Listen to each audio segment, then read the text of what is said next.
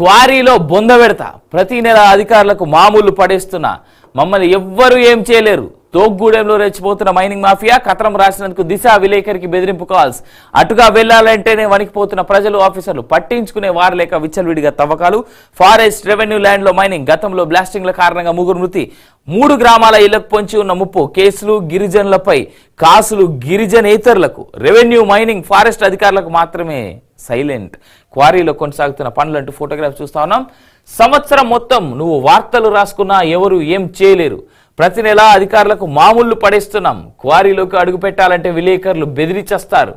ఒళ్ళు దగ్గర పెట్టుకోవాలి లేదంటే క్వారీలోనే బొంద పెడతాం ఇవి భద్రాద్రి కొత్తగూడెం జిల్లా పాల్వంచ మండలం తోగ్గూడెంలోని క్వారీ నిర్వాహకుల బెదిరింపులు ఇటీవల దిశ పత్రికలో కథనం రావడంతో సదరు నిర్వాహకులు స్థానిక విలేకరికి ఫోన్ చేసి ఈ విధంగా బెదిరింపులకు పాల్పడ్డారు విలేకరులే కాదు క్వారీల వైపు వెళ్తున్న ప్రజలు కూడా నిర్వాహకుల నుంచి ఈ బెదిరింపులు కామన్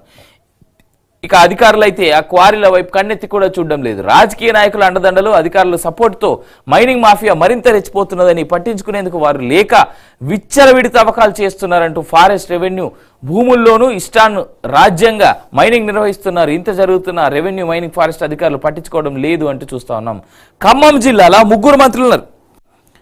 పొంగులేటి శ్రీనివాసరెడ్డి భట్టి విక్రమార్క తర్వాత తుమ్మల నాగేశ్వరరావు 3 మంత్రులు ఉన్నారు ఖమ్మం జిల్లా నుంచి సార్ మీ కళ్ళకు కనబడతలేదా ఖమ్మం జిల్లాలో ఇంత పెద్ద ఎత్తున జరుగుతుంది సార్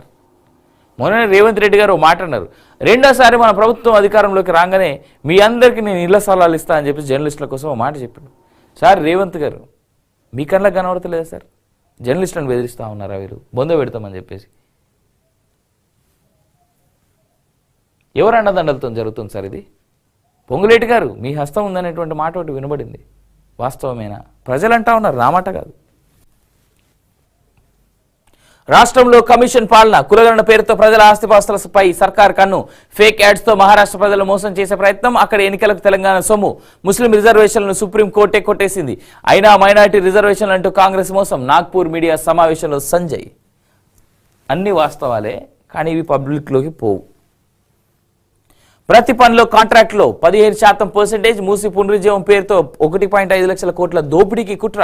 తెలంగాణలో కమిషన్ పాలన నడుస్తుందని కేంద్ర హోంశాఖ సహాయ మంత్రి బండి సంజయ్ ఆరోపించారు నాగ్పూర్లో బుధవారం మీడియాతో మాట్లాడిన ఆయన పాలకులు ప్రతి పనిలో కాంట్రాక్ట్లో 15% కమిషన్ తీసుకుంటూ తెలంగాణను లూటీ చేస్తున్నారని వ్యాఖ్యానించారు ముస్లిం రిజర్వేషన్ల అమలు చెల్లదని సుప్రీంకోర్టు కొట్టేసినప్పటికీ మైనారిటీ రిజర్వేషన్ల అమలు పేరుతో మహారాష్ట్ర ప్రజలను కాంగ్రెస్ మోసం చేయాలని చూస్తున్నదని విమర్శించారు బండి సంజయ్ గారు